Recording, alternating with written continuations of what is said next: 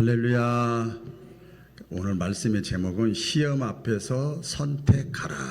같이 해볼까요? 시험 앞에서 선택하라. 시험 본다고 그러면 좋은 사람은 하나도 없어요. 저도 옛날에 학교 다닐 때 여러분도 다 마찬가지. 그냥 다닐 때는 너무 좋아. 그런데 중간고사가 있고 막 학기말고사가 있고 막 이러면 막 스트레스 받는 거야. 막 그것 때문에 학교 가기 싫고 시험 보기 싫고. 그런데 그걸 통과해야 되는 거예요. 그렇죠? 옛날에 시험 볼 때 그 이제 두 가지 시험이 있잖아요. 대부분 옛날에는 다 객관식이었어요. 객관식. 그렇죠? 4개 중에서 또는 5개 중에서 하나를 선택하는 거예요. 주관식으로 이제 풀어서 하는 거고요. 4개나 5가지 중에서 문제를 내고 여기서 정답이 뭐냐. 이거 같기도 하고 저거 같기도 하고 요거 같기도 하고. 그 분별력이 필요한 거예요. 그렇죠? 그래서 비슷하게 완전히 다르면 맞추기가 너무 쉬워요. 그렇죠? 너무 쉬워. 근데 요게 맞는 것 같기도 하고 요거 맞는 것 같기도 하고 그렇잖아요. 결국은 나중에 결과가 딱 나오잖아요. 그래서 성적이 올라가는 사람도 있고 내려가는 사람들이 있어요. 우리가 신앙생활이 똑같더라고요. 항상 우리는 크고 작은 시험을 치르는 거예요. 그래서 사도 바울이 뭐라고 그랬는가 하면 우리가 신앙생활하는 것은 영적인 싸움이라고 그랬어요. 이게 분별을 잘 해야 돼요. 옆 사람과 인사 나누겠습니다. 분별을 잘 합시다. 정답을 잘 맞춥시다.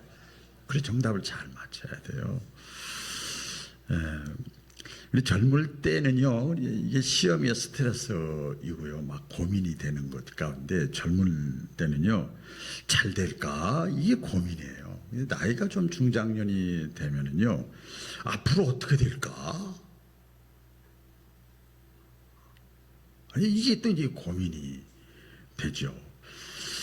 예, 그것이 어떤 면에서 보면 시험이고, 스트레스고, 갈등이고, 그게 영적으로 보면 광야요, 광야.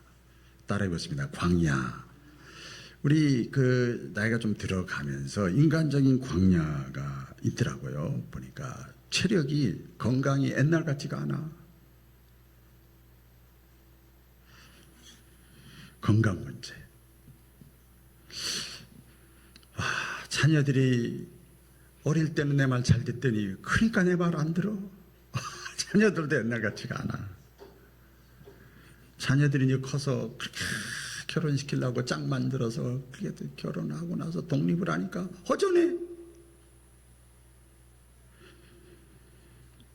직장에서도 이제 나이가 들면 유치의 변화가 생기잖아요. 퇴출 1호가 되잖아요. 그래서 명퇴라는 말이 많이 있잖아요. 나이가 들면서 세월이 흘러가면서 자꾸 불안한 게 저절로 그런 생각이 들죠. 그게 인간적인 어떤 면에서 광야죠. 이때 느끼는 감정이 뭘까? 저도 그렇게 생각을 해요. 저도 사람이니까요. 때로는 그런 것이 엄습해 오면 이겨나가지 못하고 그게 인간적인 그게 쫙 오면 허무하다. 그리고 다른 집은 잘 되는데 저 사람은 비교의식이 되고 내가 왜 그렇게 살았나 막 후회도 되고 내가 성질 못 이기고 내가 이렇게 저렇게 해서 관계가 다 깨져버렸네 뭐 이런 것이 다 이게 어떤 면에서 보면 인간적인 광야죠. 신앙적인 광야도 있어요. 오늘 교회 나오셨으니까 신앙적인 광야도 있습니다. 옛날에는 내가 그래도 기도를 했는데 기도가 메말랐어. 오늘도 헌금 이렇게 많이들 내셨는데 아니 이렇게 헌금까지 내고 하나님께 도와달라고 안 그래. 기도 안 해. 참 기가 막힌 거예요. 사실은 알고 보면 기도가 메말랐어요. 예전만큼 뜨겁지도 않아. 신앙생활에도 의무적으로 하는 거예요. 딱 맞춰서. 그렇게 못하는 사람보다 하는 사람이 낫지만 그 사람 마음에 진정한 평안이 신앙 안에서 있을까? 이 세상을 또 가만히 보면 신앙과는 좀 반대되는 현상이 막 벌어지는 거예요. 잘 먹고 잘 살고 좋고 놀러 다니고 그러잖아요. 어떤 우리의 아무리 감동적인 일이 있어도 신앙적으로 있어도 그냥 메말라 버린 거예요. 이게요, 이 신앙적인 광야예요. 이때 느끼는 감정이 뭔가 하면 역시 허무한 거죠. 처음에는 막 즐겁고 기쁘고 행복하고 뭔가 의욕 있고 막 하나님 살아계셔 막 이랬는데 시간이 가면서 이런 광야의 길을 이렇게 걷다 보니까 허무감이 신앙생활 하면서도, 그리고 말씀에 대한 의심이 생기고 하나님에 대한 의심이 생기고 기도한다고 되나 뭐 이런 거. 그리고 기도 안 하는 사람이 그 얘기 안 해요. 기도했던 사람이 그 얘기하는 거예요. 세속화 신앙이 되어지고 이기주의가 되어지잖아요. 이것이 우리가 신앙생활하고 인생을 살아가면서 광야의 길이다. 광야의 길이다. 메마르고. 근데 이 광야의 길은요, 피할 수가 없어요. 이 과정은 누구나 다 겪습니다. 특별히 여러분이 우리 예수 믿는 사람, 우리 신자에게 있어서 시험이라고 하는 것 있잖아요. 시험. 이것은 뭐 그 사람이 죄가 많아서, 죄가 있어서 잘못을 크게 해서 시험이 걸리는 것이 아니라, 성경을 통해서 보면요, 오늘 말씀을 통해서 보면 하나님께서 그 사람을 업그레이드 시키려고, 그 사람을 좀 써보려고 지금까지도 사용하셨는데, 그 사람을 높은 자리에 올린다는 게 아니에요. 그 사람을 통해서 많은 영혼들을 구원하기 위해서, 하나님의 뜻을 이루기 위해서 때로는 이 시험이라는 것이 있어요. 마귀는 말하죠. 오늘 말씀에 보니까 40일 금식 기도한 예수님 앞에 나타나서 얘기하는 겁니다. 네가 하나님의 아들이거든. 이게 뭔 소리야? 예수님은 하나님의 아들인데 마귀가 와서, 마귀가 더 잘 알아요. 마귀가 와서 얘기하는 거, 네가 하나님의 아들이거든. 그러면서 시험을 해. 그러니까 예수님은 너 시험을 받았어. 그럼 예수님 죄가 많아요? 안 그래요. 히브리서 4장 15절 말씀에 보면 예수님도 이렇게 표현합니다. 모든 인생을 살아가면서 모든 일에 우리와 똑같이 시험을 받으셨으되 죄는 없으시니라. 할렐루야.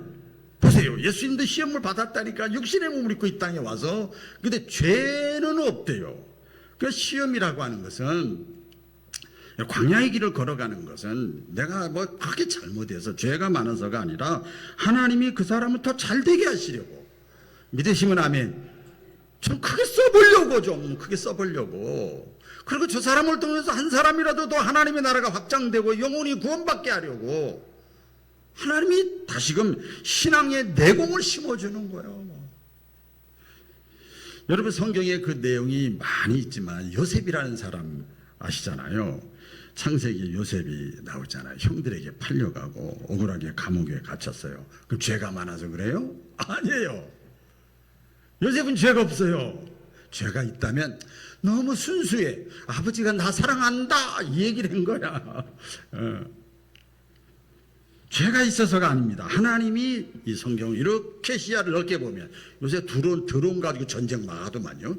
저 이란이나 이스라엘, 미국 각 나라 보면 사람들이 가서 막 총 쏘고 이렇게 안 해요. 이제 막 몇천 킬로 떨어진 데도 그냥 막 쏴대잖아요. 지금 이게 시야가 넓은 거예요.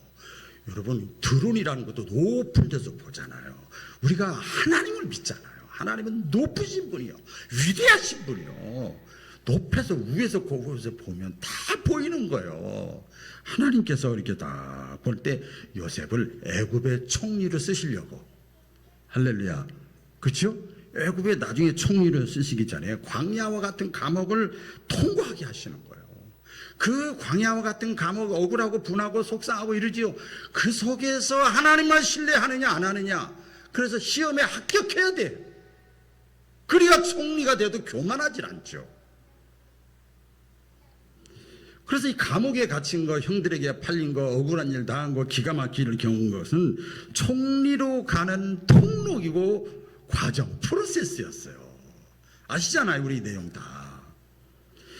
우리가 보면 공무원 승진 시험이라든지 국가 공직 요직에 있는 사람들 이렇게 세우려고 할 때 국가공직에 세우려고 그러면 장관이나 이거 세우려고 뭐 하죠?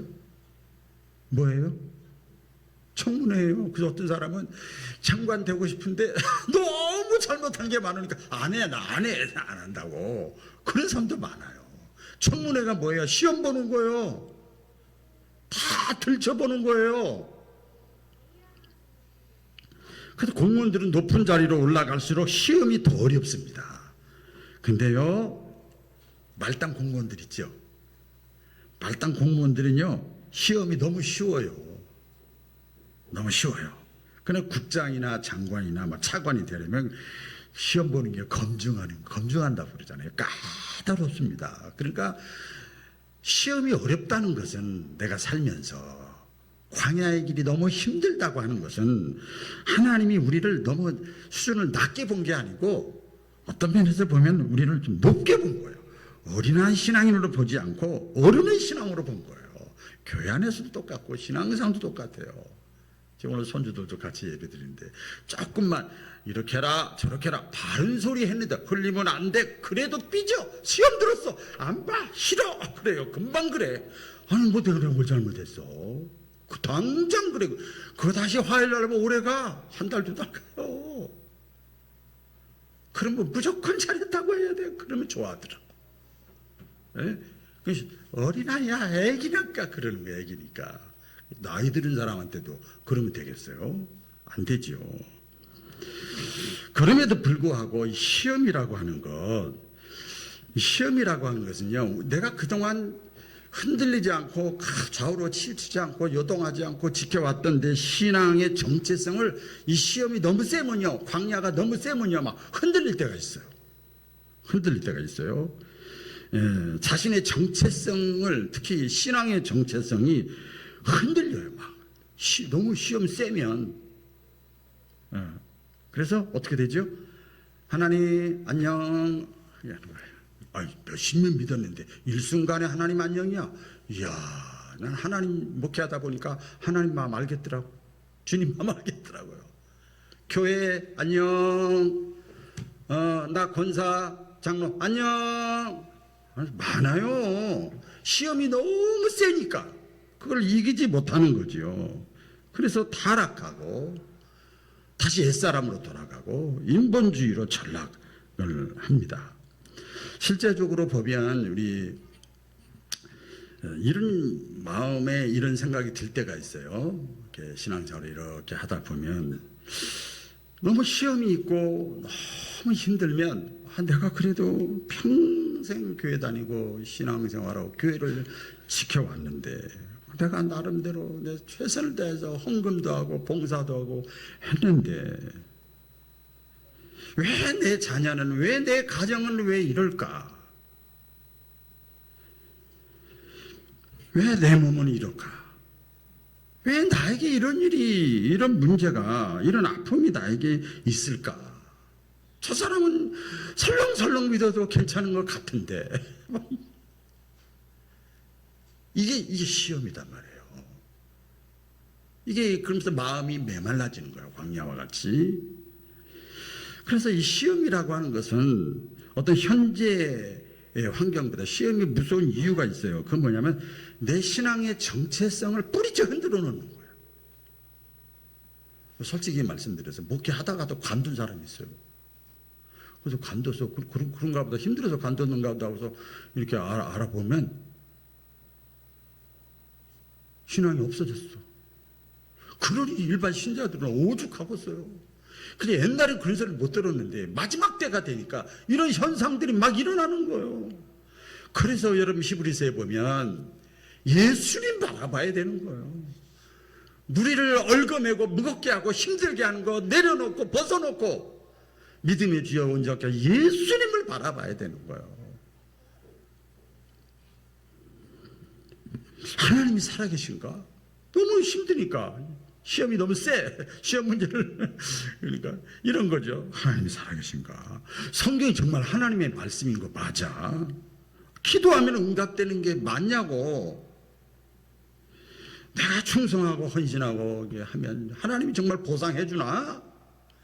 예, 옛날에 아멘 하면 했던 것이 갑자기 어느 날 시험의 광야를 만나면 이런 것들이 다 이렇게 떠오르기 시작하는 거예요. 여러분 성경에 실제 그런 사례가 있습니다. 많이 있지만 세례 요한 있잖아요. 세례 요한 예수님보다 6개월 먼저 태어나서 얼마나 열정적으로 예수님은 하나님의 아들이에요. 나는 그의 신들매 풀기도 감당 못해요. 그러면서 예수님 믿으라고, 예수님 하나님의 아들이라고, 예수님의 구원자라고 그렇게 했어요. 그러다가 그 정부에서 잡아 가둬버렸어요. 감옥에 갇혔어요. 언제 죽을지 몰라. 근데 아무도 면회를 안 오네. 예수님도 면회를 안 오고 그러네요. 그 세례 요한이 거기서 흔들리기 시작합니다. 그리고 자기 제자 중에서 몇 사람이 면회를 왔어. 그래서 물어보는 거야. 사람을 보내면서 저 예수님 찾아가서 예수님 저 밖에 있는데 내가 지금 당신을 위해서 내가 평생 살다가 이게 열심히 하다가 이렇게 감옥 갇혔는데요. 질문 좀 해라. 오실 그이가 당신입니까? 아닙니까? 아니 저기 보세요. 세례 요한은요. 그렇게 많은 사람들이 뭐라 그래도 아나 무인격으로 예수님이 오실 분입니다. 예수님이 구원자입니다. 예수님의 하나님의 아들입니다. 막 이렇게 외쳤던 사람이에요. 그런데 자기가 감옥에 갇히니까 예수님의 길을 예비했던 이 세례 요한도 흔들렸어요. 정말 예수님을 내가 신뢰할 뿐인가? 예수님이 하나님의 아들인 건 맞나? 근데 예수님이 요한의 제자들에게 세례 요한을 책망하지 않습니다. 왜? 예수님도 인성을 가지고 계신 분이기 때문에 다 이해하셔. 할렐루야. 다 이해하시는 거예요. 그래서 시험은요, 믿음 없는 자가 겪는 것이 아니라 믿음 있는 자도 겪는 거예요. 그럼 어떻게 그 시험을 이길 수 있느냐, 여러분? 잘 들으세요. 어떻게 시험을 이길 수 있느냐, 승리할 수 있느냐. 시험이 다가올 때, 광야가 다가올 때, 신앙적인 광야, 인간적인 광야가 다가올 때 어떻게 내가 그것을 견디어낼 수 있느냐, 극복할 수 있느냐. 따라해 보겠습니다. 말씀으로 다시 돌아가야 된다. 말씀으로 다시 돌아가야 돼요. 말씀 앞에 다시 서야 돼요. 그때 말씀을 뭐라고 그러지? 성경에 거울이라고 그랬어요. 거울. 아이고, 거울을 보는 거야. 이렇게 나를 보는 거예요. 그래서 열심히 말씀을 들으려고 그러고, 말씀을 읽으려고 그러고, 말씀을 묵상하려고 그러고, 말씀의 자리에 자꾸 참여하려고 그러고, 이래야 여러 가지 시험이 있어도 내 생각에 1번인가 4번인가 이렇게 하다가 말씀 앞에서 그걸 이겨낼 수 있고 딱 정답을 찾아낼 수 있는 거예요.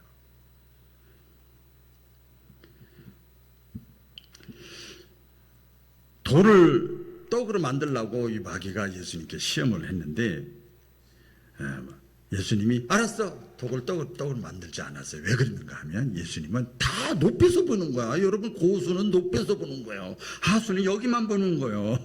그렇잖아요. 사명 때문에 그래. 사명. 따라하기로 사명 때문에 그렇다. 언제 시험을 했죠? 예수님이 40일 금식 기도를 마친 다음에.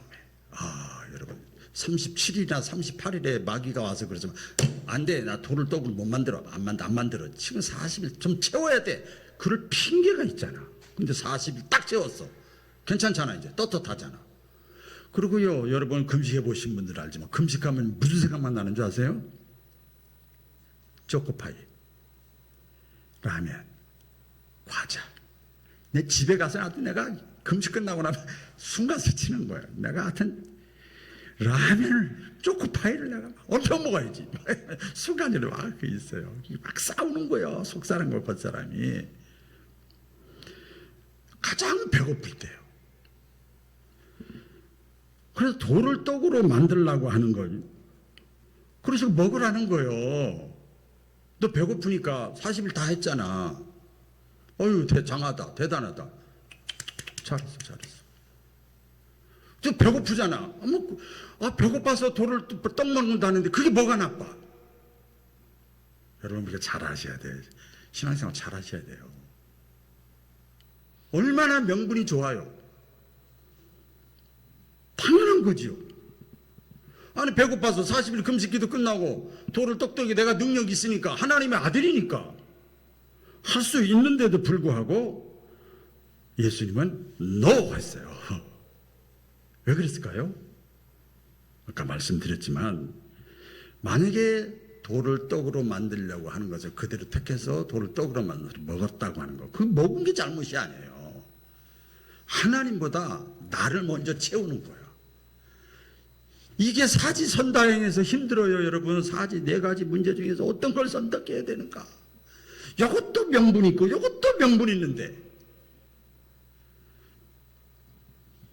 이때 예수님이 말씀하잖아요. 우리 유명한 말씀이잖아요.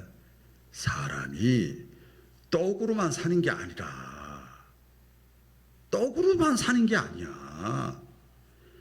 육신의 음식으로만 사는 게 아니야. 세상 재미로만 사는 게 아니야. 눈에 보이는 것으로만 사는 게 아니야. 물론 그거 다 좋아. 근데 그것만은 아니야. 제가 그 TV 프로그램 가운데 제일 좋아하는 게 뭐라고 그랬지요? 다 아시네. 이제 그 정도 돼야지 뭐 이제 10수년 신앙생활 했네. 동물의 왕국을 좋아해요. 동물의 왕국을 배울 게 참 많아요. 이 사자나 호랑이나 무슨 뭐 늑대나 모든 뭐 얼룩말이나 사슴이나 할 것 없어. 힘센 동물이나 힘 약한 동물이나 온전히 눈에 그냥 혈안이 되어 있는 게 하나밖에 없어. 하나밖에 없어. 뭔지 아세요? 먹는 것만 찾아다녀. 그래서 먹는 게 중요한데 떡으로만, 거기에만 1순위를 두고 살아가는 사람은 시편은 뭐라고 그랬어요? 멸망하는 짐승 같대요. 동물하고 다른 게 뭐가 다르냐 이렇게 말씀하잖아요. 오늘날 시대가 많이 변했어요. 그 노년이 되고 나이가 좀 점점 들어가면서 사람들이 이제 어떤 생각이 드는가 하면 나만 생각하는 거예요.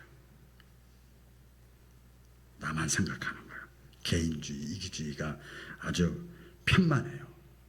제가 이렇게 그 지인들 모임 가서 이렇게 보면 60대, 70대, 80대 이렇게 되신 분들이 있거든요. 일반인도 있고 다 있는데 자연스럽게 그 얘기가 나오더라고요. 다 그런 건 아니지만 아주 분위기가, 요새 분위기가 바뀌었어요.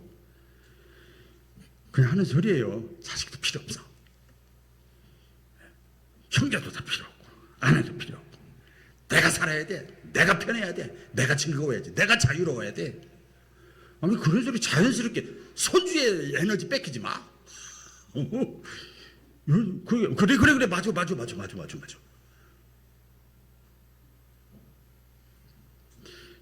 그래서 그렇게 살면 더 행복할 것 같은데 또 깊게 들어가 조금 깊게 이렇게 파서 보면 허전한 거예요. 허전한 거예요. 오래 가지 못해요. 그것이. 여러분, 우리가 기억을 해야 됩니다. 내가 하는 일, 사명은요, 쓰임 받는 것은 그게 힘든 것 같지만 그게 나를 존재하게 하고 그게 내가 사는 길이에요. 잠언서에 나오잖아요. 눕자 자자 아무것도 하지 말아라. 편히 쉬어라. 소파에 누워라. 침대에 누워라. 그러면 죽음이 속히 말 것이다 그랬어요. 그게 좋은 것 같은데 안 좋은 거예요. 안 좋은 거예요. 그래서 여러분 말씀 있잖아요. 사람이 떡으로만 살 것이 아니라 말씀으로 산다는 거면, 그게 말씀이 뭐냐면 사명이고요, 내가 할 일이고요, 조금 고차원으로 얘기하면 비전이에요. 비전. 그래서 유명한 얘기가 있습니다. 사람은 비전만큼 산다. 꿈만큼 산다. 여러분 삶을 한번 일주일 동안 하루 일과를 한번 살펴보세요. 잠언서에 보면요, 묵시가 없으면 방자히 행하거니와 그랬어요. 방자히 행한다는 것은 막 산다는 거예요. 동물같이 산다는 거예요. 잠언서 지혜서잖아요. 꿈이 없는 사람은 망한다는 거예요. 현대인의 성경에 보면 묵시가 없고 꿈이 없고 비전이 없는 사람은 방자의 행에 결국 망하는 거야. 사는 것 같지만 사는 게 아니야. 살다 보면요, 우리가 다 실수할 수 있고 실패할 수 있죠. 실패와 실수가 뭐 늙지 않고, 예수 믿는다고 뭐죠? 안 늙어요. 다 늙어요. 문제가 없어요. 다 있어요. 그런데 그런 시험과 문제가 있을 때 넘어져도 무너지지 않아. 다시 일어나는 거예요. 겉사람은 점점점 후퇴하잖아요. 저도 그래요. 점점점 후퇴. 근데 속사람은 날로 강건해지는 거예요. 자, 우리 옆 사람과 인사 나누겠습니다. 속사람이 강건해집시다. 그렇죠. 여러분 얘기 보세요. 나이가 70, 80, 90 먹어도 제가 우리 교회 그 김순자 또 끝에 금자 들어가는 분하고 새벽마다 늘 데이트하는데 그분하고 많이 배워요. 생각이 소녀야! 소녀. 90이 됐는데 또 여러분 육신은 쇠퇴했어도. 예? 어느 게 장로님인데 이제 감리교 장로님이신데 은퇴 후에 이런 그 글도 썼어요. 이렇게 이제 책을 낸 건 아니고 이제는 나만 생각하면서 내가 살겠습니다. 그렇게 얘기를 하는 거예요. 나만 생각하면서. 그리고 몇 년을 이렇게 지나니까 너무 좋대요. 처음에 막 자유스럽고 행복하고 막 그런데 어느 날 갑자기 삶이 허전함이 찾아오더래요. 뭐지? 내가 평생 신앙생활 했는데 내가 뭐 때문에 그렇게 신앙생활 했지? 그래서 이거 아닌 것 같다. 그래서 경로당, 동네에 있는 경로당 복지관에서 운영하는 경로당에 가서 전도를 하기 시작했던 거예요. 그냥 한 거예요. 좀 의미 있는 일을 하고 싶어서. 그래서 그냥 한 거예요. 매주 한꺼번에 저기도 안 하고 그냥 조금씩 해야 되겠다. 그래서 두 사람씩 이렇게 교회에다가 이렇게 전도를 한 거예요. 인도한 거예요. 근데 보세요. 교회에 나오신 그분들이 너무 행복해하는 거예요. 너무 기뻐하는 거예요. 만족해하는 거예요. 그래서 자기한테 막 고맙다 그러는 거예요. 이거 봐라. 그래서 자기도 같이 행복한 거예요. 야, 내가 그렇게 신앙생활 했는데 이런 걸 몰랐는데. 늦게 나온 그분들이 너무 행복하고 기뻐하는 모습, 감사하다고 그러고 그래서 너무 좋아서 이렇게 고백을 하는 거예요. 아이고, 내가 살려고 했더니 더 죽겠는데 내가 오히려 영혼을 살리니까 내가 살아나더라. 지금도 이 광야와 같은 시험은 저와 여러분에게 똑같이 묻습니다. 너는 우나마 누구야? 너는 네 남은 인생의 연한을 계산 좀 하고 네 남은 인생을 누구를 위해서 쓸 것이냐.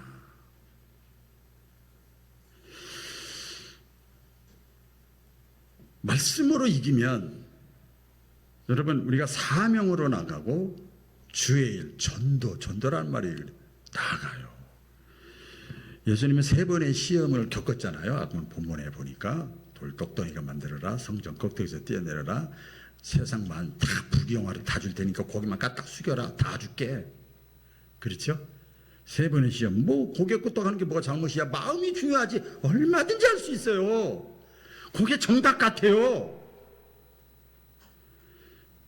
그때 예수님이 그때마다 3가지 시험에서 딱 대응을 했어요. 뭐라고 그러셨죠? 기록되었으되. 할렐루야. 구약의 말씀, 하나님의 말씀이죠. 기록되었으되. 그러니까 광야와 같은 시험 앞에서 예수님은 뭘 붙잡았어요? 그때 말씀을 붙잡은 거예요. 말씀을 붙잡은 거예요. 그리고 나서 광야를 통과한 다음에 회개하라, 천국이 가까웠느니라. 그리고 다시 복음을 외칩니다. 이게 뭐예요? 회개하라, 천국이 가까웠다는 거 풀어서 말씀을 드리면 이 사람들아, 천국과 지옥이 있어. 죽은 다음에 끝이 아니고 심판이 있어. 현세와 내세를 책임지는 예수님 한 분밖에 없어요. 그러니까 회개하고 예수 믿어. 이 얘기예요, 이 얘기. 여러분, 예수님의 제자 가운데 수제자 있잖아요. 베드로가 예수님 십자가에 못 박히실 때 3번이나 부인했잖아요. 이거 뭐예요? 시험에서 진 거죠. 그렇죠? 빵점이요. 근데 부활하신 예수님이 그 베드로에게 시험에서 빵점 맞아서 실패해서 탈락이 어떤 면에서 보면. 근데 부활하신 예수님이 베드로에게 다시는 찾아오셨어요. 여러분, 찾아오신 게 은혜인 것을 믿으시기 바랍니다. 관심 없으면 찾아가지도 않아. 찾아왔어요. 찾아와서 야, 네가 수제자가 돼가지고 3번이나 나를 부인할 수 있냐? 너 살아있을 때, 내가 살아있을 때 뭐라고 그랬어? 다 떠나도 나 주님 안 버린다고 그랬지. 그래도 나한테 막 화냈지. 왜 날 무시하냐고. 얼마든지 예수님도 할 얘기가 많아. 말씀도 묻지 않고 예수님, 네가 나를 사랑하느냐, 내가 나를 사랑하느냐 3번 물으셨어요. 그때 베드로가 주님이 하십니다. 그래서 그러면 내가 사명을 다시 맡길게. 내가 하던 일 네가 좀 해다오. 내 양을 먹이라. 내 양을 먹이라. 이 말씀을 베드로가 붙잡은 거야. 뭘 붙잡았다고요? 내 양을 먹이라는 말씀을 붙잡고 좌절과 낙심과 자기도 용서 못하는데 그 절망 중에서 다시 일어나서 전도자의 사명을 감당한 거예요. 그래서요, 가만히 보면 이 베드로 뭐 한 예지만 성경에 그 말할 인물들이 많아요. 사건들이. 우리 개개인도 저도 그렇고 이렇게 광야와 같은 시험과 실패를 힘들지만 막 그걸 극복하고 이기고 통과한 사람은요, 이제 더 이상 자기 일에 떡 먹는 데만 올인하지 않아. 떡도 먹지만 이제는 자기만 바라보다가 다른 영혼을 바라보는 거예요. 거기에 참 행복과 가치와 의미가 있는 걸 이제 아는 거예요. 내 양을 먹이라. 예수님의 양이죠. 그게 뭐예요? 살리는 일에, 영혼을 살리는 일에 집중해라. 여러분, 자식 사랑하고 손주 사랑하고 가족 사랑하죠. 예수 안 믿는 사람은 어떡하냐 말이요. 학원 예배까지만 같이 가겠다고? 응? 학원 예배까지만 딱 가겠다고요? 그 다음 때 영혼에 안 봐도 상관없다고요? 생각을 좀 하셔야 돼, 우리가. 그래서 시험과 전도는요, 서로 연결이 되어져 있습니다. 광야의 시험을 통과한 예수님은 어떻게 했죠? 또 광야에 있지 않았어요. 머물지 않았어요. 어디로 가셨죠? 갈릴리로 가셨어요. 갈릴리. 따라해보세요. 갈릴리. 광야 다 3가지 시험 통과한 다음에 예수님이 제일 먼저 가신 곳이 갈릴리로 갔어요. 갈릴리. 일반 사람들이 사는 곳이요. 삶의 현장이요. 찢기고 터지고 낙심하고 좌절하고 죄인들, 병든 자들. 그래서 예수님이 막 사역을 감당하기 시작하는 거예요. 사명을 감당하는 거예요. 막. 그러면서 예수님 너무 피곤하니까 제자들이 예수님 좀 쉬었다 합시다. 피곤하지도 않으세요. 그러다 몸 상해요. 이런 요새 말로 그런 거죠. 그러다 큰일 당해요. 그게 정답인가 아닌가 1번, 2번, 3번, 4번 여러분 잘 분별하셔야 돼. 그때 예수님 말씀하십니다. 가까운 마을로 가자.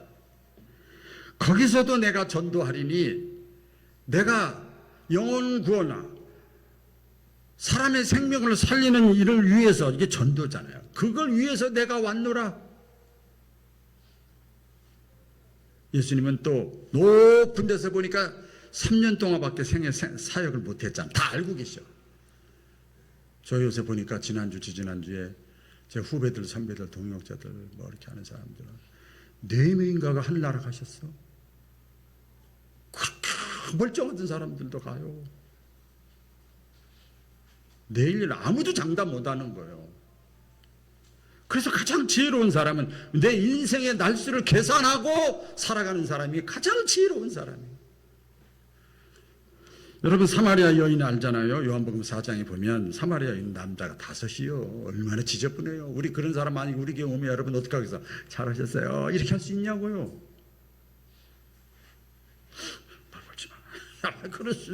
그럴 뿐이 뭐 없겠지만 실패 떳떳하지 못하고 부끄럽고 수치스러운 살던 삶을 사는 여인이 예수님을 만났어요. 그죠? 예수님을 만났어요. 그리고 나서 예수님을 만나고 나서 제일 먼저 이 여인이 뭐라고 그런 줄 아세요? 뭘 한 줄 아세요? 다시 예수님처럼 갈릴리로 갔어. 자기가 살던 동네로 나갔어. 동네로 나가가지고 거기서 막 전도하는 거예요. 여러분, 예수님이 하나님의 아들입니다. 막 전도하는 거예요. 그런데 여러분, 자, 여기서 또 가만 생각해봐요. 자, 1문제, 2문제, 4문제. 자, 1번. 남자가 넷이나 되고 수치스럽게 살던 여자가 전도하면 믿을 것도 안 믿겠다. 1번. 2번. 네가 언제 봤다고 예수님 우리한테 믿으라고 그러냐. 2번. 그것도 맞는 것 같아. 그런데요. 3번. 분명히 비난하고 손가락질 할 거다. 그런데요. 놀라운 일이 발생했어요. 알잖아요. 아니 이 부정이 아니라 불결한 이 여인이 전도를 했더니요. 동네 사람들이 다 예수 믿는 거예요. 이게 하나님의 역사예요, 여러분. 저도 저희 어머니 살아계실 때 전도하러 나간다고 그래. 검은 안경 쓰고 전도팀 권사님 몇 사람이 쭉 나가. 맨날 기도하고 전도해야. 권사님이면 그거야. 권사자가 그게 권사예요. 근데 엄마, 내가 얘기하는데 그냥 기도하는 건데 이해하겠어. 전도는 가지 마. 뚱뚱해가지고 검은 안경 쓰고. 노인네가 지금 보니까 노인네도 아니야. 50대인데 그러면 믿으려고 해도 엄마 모습 보고 안 믿어. 그 정답 같아. 그런데요 1등이야. 전도 1등이야. 1등. 저 속에 사람들이 그래도 나중에 제가 그 어머니 돌아가시고 나서 5일장 치르면서 좀 모든 사람들이 어머니가 전도해서 왔다고 해서 어떻게 됐어요? 저 속에 뭐가 있길래 저렇게 기쁨으로 이렇게 할까? 그게 고민하다가 주님 만났대요. 선교사도 있고 목사님도 있고요. 장로님도 있고 권사님도 있고. 이 여인이 여러분 보세요. 참 내가 시험과 실패의 삶을 경험했기 때문에 나도 부끄러운 사람이야. 내세울 게 하나도 없는 사람이야. 그러니까 그런 사람들에게 오히려 더 자신만만하게 외치는 거예요. 내가 너무 깨끗하고 거룩하면 안 돼요. 안 돼. 더 강력한 힘이 그 사람들에게 된 거예요. 제가 우리 교회에서 제가 다 했으니까 안 했지만 가끔 집회 가면 오늘도 아마 가서 하려는지 모르겠지만은 제 간증을 해보면요. 저런 사람이었어? 이래요. 처음에. 근데 지금은 달라졌어. 와, 위로가 된대. 이 말씀을 맺겠습니다. 이 젊음은 지나갑니다. 제가 이렇게 적었어요. 건강도 언젠가는 약해지고 청명함도 점점 둔해지고 직분도 내려온 노을 날이 오고 자녀들도 점점 멀어지고 먹는 것도 점점 줄어들고 소화도 안 되고 움직이는 것도 점점 힘들어지고. 그래서 우리가 아무리 발버둥치고 관리를 잘해도 이 겉사람 육신은요 잠깐이고 사라지고 쇠퇴해요. 아시잖아요. 그러나 우리 속사람, 우리 영혼은 90이 돼도 소녀라니까 여러분. 날로 건강해지는 거예요. 성경을 보세요. 하나님이 저와 여러분에게 짧은 인생이지만 경험을 주시고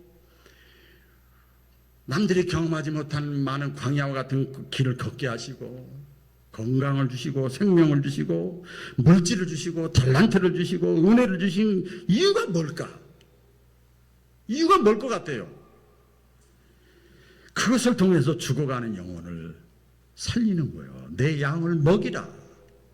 듣든지 아니 듣든지 받아들인지 안 받아들이든지.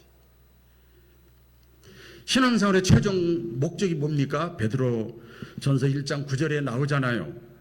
믿음의 결국 곧 영혼 구원을 받음이라. 기독교 신앙의 핵심이고 하나님의 소원입니다. 시험 앞에서, 광야 앞에서 내가 움츠러들고 있는가? 사명으로 다시 일어나고 있는가? 내 남은 인생을 내가 나를 위해 쓸 것인가? 하나님의 소원에 내가 초점을 맞추고 영혼 구원의 삶을 위해서 내가 살아갈 것인가? 이번 사순절 2026년 평생의 처음 이고 마지막인데 이 기간 동안 내가 품을 영혼이 누구인가? 한번 생각하는 한 주간 되어지기를 바랍니다.